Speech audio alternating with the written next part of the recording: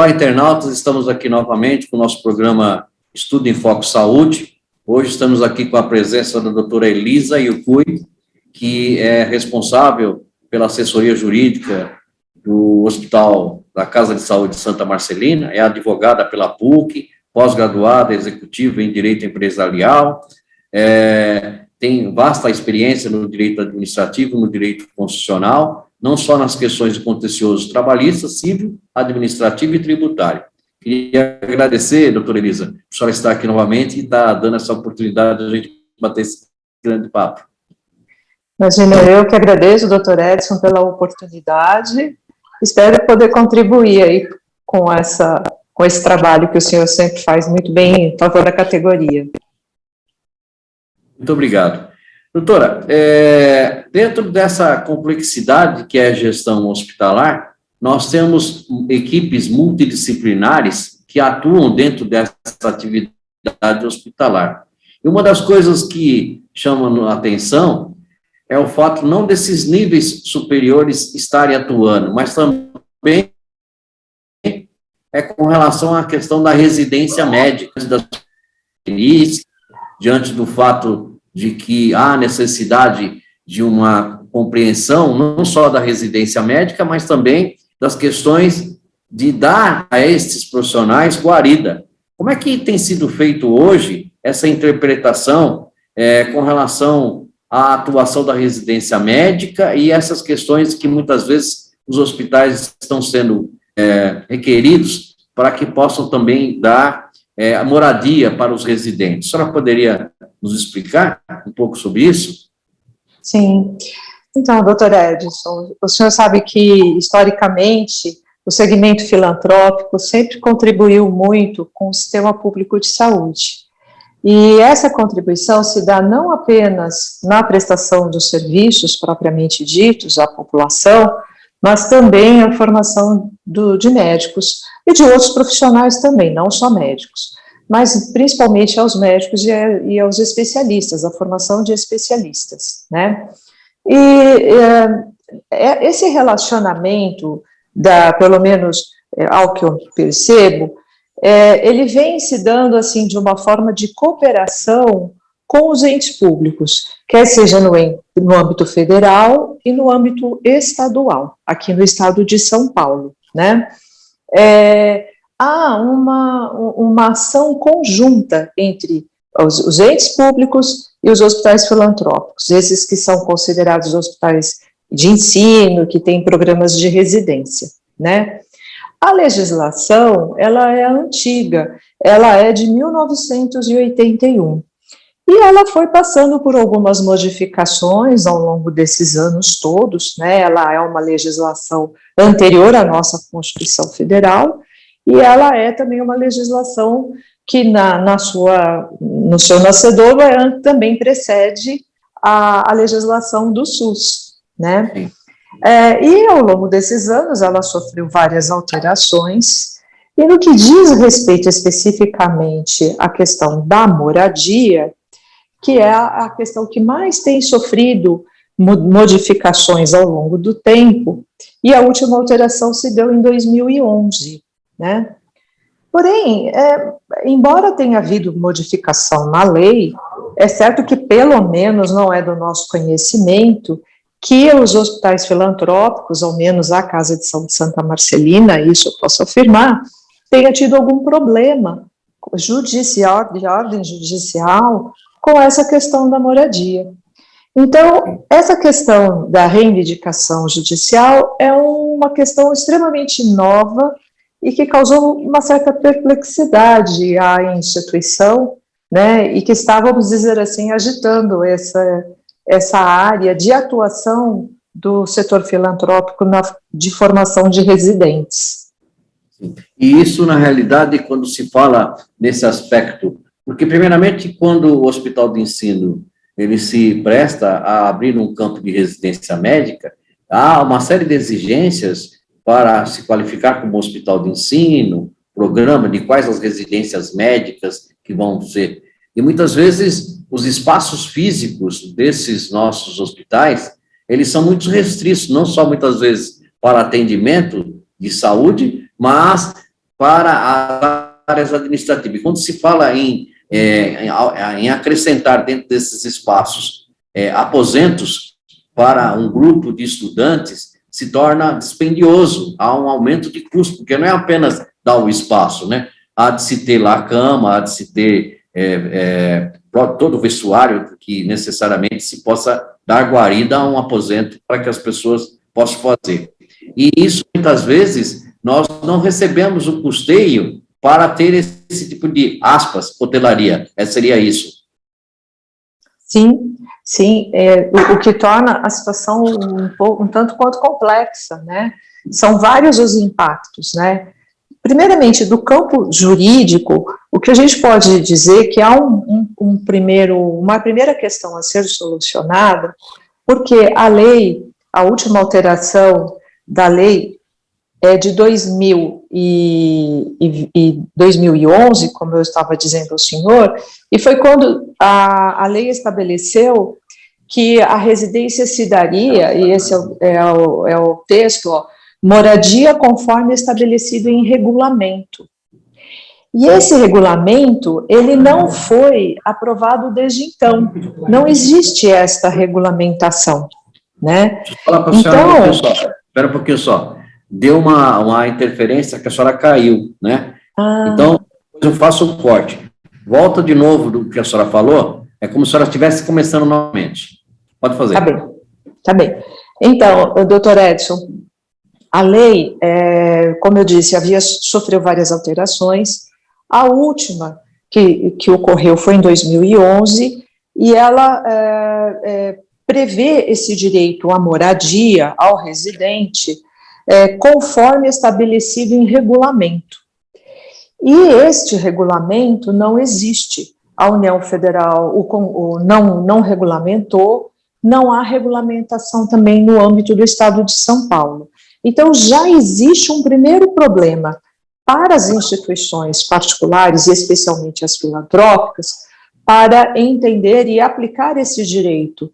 Porque qual é a abrangência dele, efetivamente, de quem é a responsabilidade por introduzi-lo, aplicá-lo, garanti-lo ao residente, isso também é objeto de dúvida, se é a instituição ou se é o próprio poder público, tá? E se for a instituição, em que termos ela deve conceder a moradia, já que a própria lei estabelece que é nos termos do regulamento. Somando tudo isso, nós também temos que lembrar que as instituições filantrópicas têm toda uma regulamentação específica, tributária, inclusive, no que diz respeito ao uso e aplicação do seu patrimônio, todo o seu patrimônio, tanto o patrimônio físico, como seus bens, seus rendimentos e etc. Então, como regular isso? Se as instituições privadas, filantrópicas, tiverem que garantir a moradia aos residentes, ela poderá, estabelecer condições para tal, por exemplo, estabelecendo critérios sociais, já que as instituições são filantrópicas? A Comissão Nacional de Residência Médica se posicionou alguma vez com relação... Não, ela não tem se posicionado a esse respeito. Na Justiça, esse movimento judicial se deu primeiramente contra a União, em razão de programas de residência médica que são realizados em hospitais públicos federais, tá? E a União se defendeu, dentre várias alegações que fez, mas alegou a falta de regulamentação, tá? Mas o judiciário, nesse sentido, firmou posição de que a regulamentação, nesse caso, dependeria da própria União. Se ela não o fez, o direito não poderia ser suprimido, e então entendeu que o residente, uma vez não ofertada a moradia, porque a lei assegura a obrigação de fazer, né, de ofertar a moradia, uma vez não ofertado, então o residente teria o direito a uma indenização, né? E aí os tribunais estão entendendo que seria o valor a ser pago corresponde a 30% do valor da bolsa do residente. Mas essas decisões são contra a União Federal. Me parece que não dá para transportar tudo que já foi discutido e decidido em face da União Federal como se fosse uma roupa que servisse exatamente no manequim que usa as instituições filantrópicas. Eu acho que aqui, para as instituições filantrópicas, cabe, antes de mais nada, uma discussão jurídica a esse respeito, né, que tanto envolve se cabe às instituições conceder este direito ao residente e, se couber, já que o legislador condicionou nos termos do regulamento, então caberá às instituições filantrópicas, dentro do âmbito da sua autonomia privada, estabelecer, então, quais são essas condições, o que aí vai gerar uma segunda discussão. De fato, e até porque isso pode, posteriormente, gerar um precedente para outras residências que existem, né? Existem casos de fisioterapia, existem casos de odontologia, né? Existe área de radiologia, inclusive, hoje, né? E que, na realidade, especificam e dá amparo para esse processo acadêmico, mas são inovações que eu digo para a senhora que já há muito tempo eu venho observando isso, a questão de, aspas, uma briga entre os hospitais de ensino federal e os hospitais de ensino a nível filantrópico. Isso é uma briga já muito antiga, que cada um puxa uma sardinha para o seu lado e, normalmente, quem fica mais prejudicado são aqueles que têm menos recursos. Embora seja isso uma análise de um estudo jurídico, desde já parabenizando a senhora por esse feito, mas me coloco também à disposição para que a gente, posteriormente, possa agregar outras pessoas para discutir esse tema, né? Principalmente os hospitais que atuam na área de residência médica. Pergunto, já há algum posicionamento aí na sua instituição de algum residente médico pleiteando esse direito? Ou a senhora já identificou em outros hospitais de ensino, que não seja federal, o pleito desse benefício?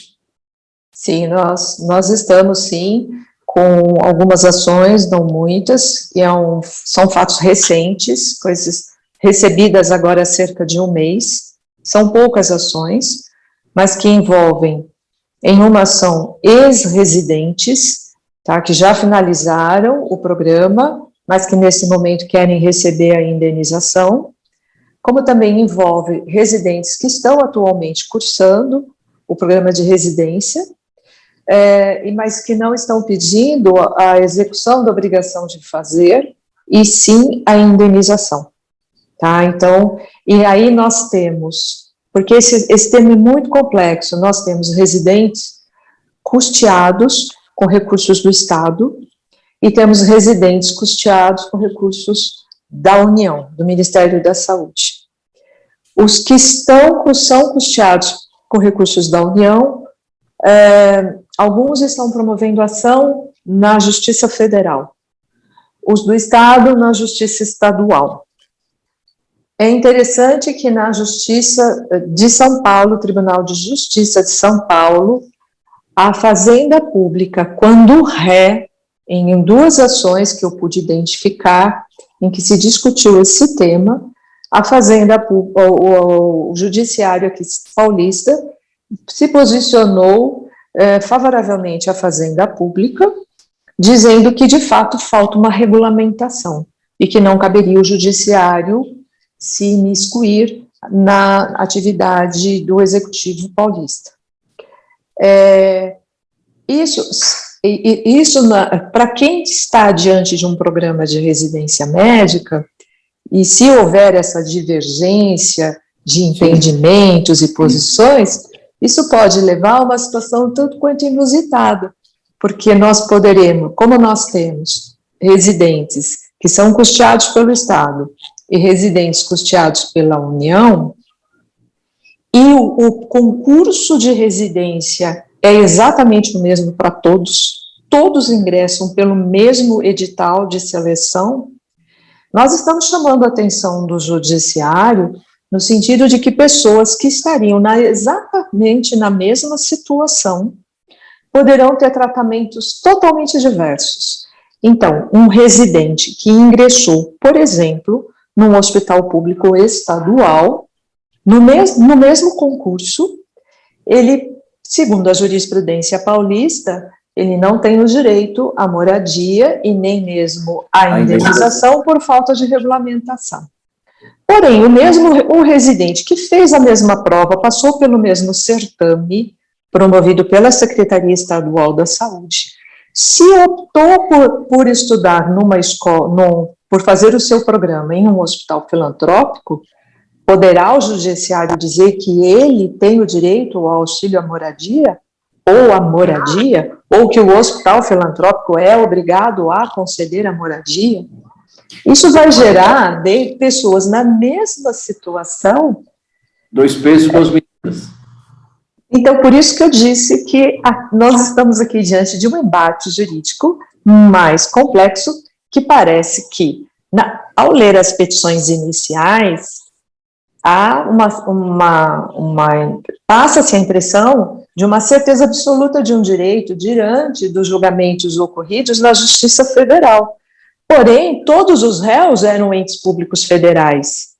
Agora, nós não somos públicos, nós somos privados, então nós temos uma legislação específica, né, um ordenamento jurídico específico que nos ordena, né? E além do que, existe aí uma outra coisa, além desse embate, né? Existe a questão da formação acadêmica, né? Porque o cidadão que opta, após o seu estudo de medicina, ele em fazer a residência médica, seja ele na ginecologia, na pediatria, na ortopedia, qualquer que seja a sua especialização, ele, nesse momento, ele presta um tipo de, aspas, um vestibular num único local, fecha aspas, e depois ele opta por onde fazer. Até porque o hospital filantrópico, ou outros hospitais que assim qualificados como hospitais de ensino, eles disponibilizam um campo de espaço para residência médica, não é verdade? E disponibilizar esse campo de residência médica, eles recebem uma contrapartida para pagar a bolsa de estudo do cidadão. Mas não está dizendo assim que eu tenho que dar alimentação, cama, comida e também um filho criado, né? Isso mesmo, isso mesmo. E se eu, no início, disse que essa lei precede a lei do SUS, e esse dispositivo, ele precisa sofrer uma interpretação sistemática, lógico-sistemática. Por quê? Porque a Lei 8.080, que é a lei que criou o SUS, que é uma belíssima política pública de saúde, ela estabeleceu, dentre várias obrigações concorrentes dos entes públicos, a formação de profissionais, a formação de recursos humanos. Sim. Então, é uma obrigação, uma atribuição que o legislador atribuiu aos entes públicos a formação de recursos humanos, e residência médica é formação. Residência médica é formação em pós-graduação. E se porventura Estado, não tem esta competência, ele pode abrir parceria com os hospitais filantrópicos, de acordo com o que está preconizado na lei. É o que ele tem feito desde os primórdios do Brasil, e também na área de formação médica. Então, nós vamos ter agora que enfrentar, e vamos dizer assim, usando uma expressão aí da área médica, nós vamos ter que dissecar essas relações.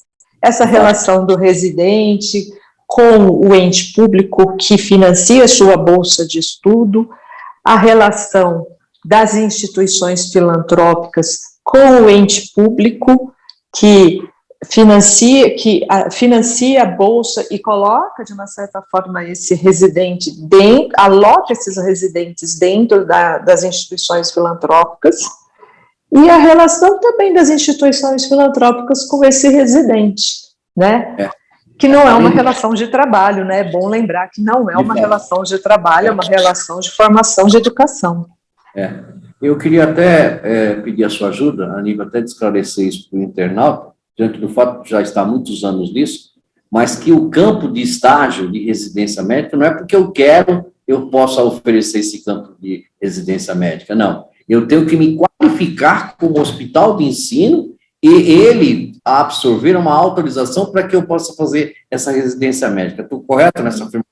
Sim, sim, e há uma concorrência de atos entre o Ministério da Saúde e o Ministério da Educação, porque são duas áreas afins aqui, né?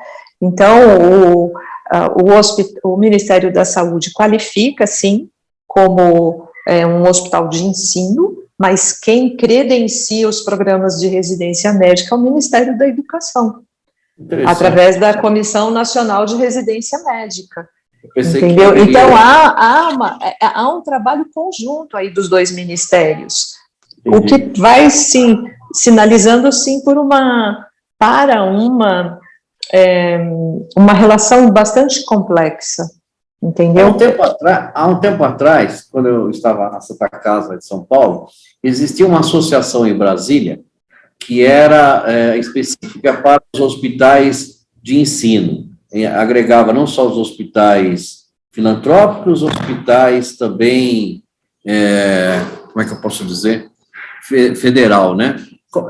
Eu não esqueço o nome, não era uma CMB, é uma associação, eu não sei se ela existe ainda. A senhora se recorda disso? Tem conhecimento? Não me recordo, não. Existe uma associação, né, que ela é responsável por todos os hospitais de ensino. Ela periodicamente se reunia para chamar dirigentes de hospitais de ensino para discutir coisas que estavam ocorrendo. Eu vou procurar depois verificar isso e talvez passe a informação à senhora para que a gente Sim. possa de uma maneira mais correta. Mas eu queria, desde já, doutora, fico muito contente em discutir esse tema, que eu acho que, se porventura a gente tivesse mais tempo, teríamos levar isso há muito tempo. Mas não vai faltar oportunidade para que eu venha chamar novamente, para que a gente possa discutir esse tema novamente, até porque eu queria agregar outros pares para que pudesse refletir de uma maneira justa e qualificada todo esse conhecimento jurídico que a senhora tem, a sua academia, né, para que a gente possa dar esse suporte para as entidades. Eu queria, desde já, se a senhora me permite, se a senhora puder deixar, inclusive, os seus contatos, o seu escritório de advocacia, o seu e-mail, se alguns dos nossos internautas quiserem entrar em contato com a senhora para obter outras informações, a senhora pode disponibilizar isso e, desde já, as suas considerações finais. Sim, com certeza. Eu atuo hoje em função da Casa de Saúde Santa Marcelina, então é muito fácil me encontrar aqui, né, entrar em contato comigo. O meu e-mail é elisa.yukie, que é yukie, @santamarcelina.org, tá? Vai ser muito bom ampliar essa discussão, porque eu tenho a impressão que muitas outras instituições estejam passando ou passarão pela mesma situação, né? E, enfim, eu acho que é desafiador, é um tema bastante desafiador, né? E eu, como guerreira que sou, assim, eu sou aquela advogada combatente, e eu não acredito que seja, como tem sido dito, uma espécie de, não, os hospitais vão ter que dar, vão ser condenados. Eu acho que nós vamos ter muita coisa para discutir aqui e brigar, entendeu? E eu costumo dizer que quem constrói a jurisprudência são as instituições, porque elas que tomam as decisões. A jurisprudência vem das decisões que as instituições tomam. Então, nós agora vamos, obviamente, olhar toda essa matéria com muito carinho, com muito cuidado, para tomar os próximos passos, inclusive, para os anos que estão vindo aí. Agora, em janeiro, fevereiro, já começa, né, a nova turma, e o que fazer, né? Eu queria, desde já, agradecer a senhora, e também, se a senhora puder depois encaminhar para mim, quais são os hospitais filantrópicos de São Paulo? Eu me lembro agora do Santa Marcelina e da Santa Casa. Se tiver em São Paulo outros hospitais que estejam fazendo essa residência médica, eu me proponho, desde já com a senhora, em realizar um encontro com todos os jurídicos desses hospitais, para a gente tocar, discutir Vai esse ser tema. excelente. Vai ser excelente, até porque eu já estive pesquisando os editais publicados por esses hospitais para o ano que vem, e eu estou percebendo que há uma certa divergência, cada um está adotando uma estratégia, e eu acho que seria bom a todos nós sentarmos para conversar a esse respeito. Seria muito bom, seria muito proveitoso. Se a senhora puder me auxiliar nessas indicações. Com certeza. Doutora Elisa, muito obrigado pela sua atenção. Eu que agradeço. Tá? Um grande abraço para a senhora do coração. Obrigada, igualmente. Muito obrigada pela oportunidade, estou à disposição. Muito obrigada. Queria agradecer a todos os internautas, coloque aí o seu like, né, que a gente fala, para acompanhar as nossas entrevistas, entre lá no nosso blog, www.estudoemfoquesaude.com.br, e, obviamente, que a gente tem outras discussões que a gente trará em outros programas aí. Grande abraço a todos, obrigado por tudo. Doutora Elisa, grande abraço, muito obrigado. Igualmente, obrigada. Um abraço.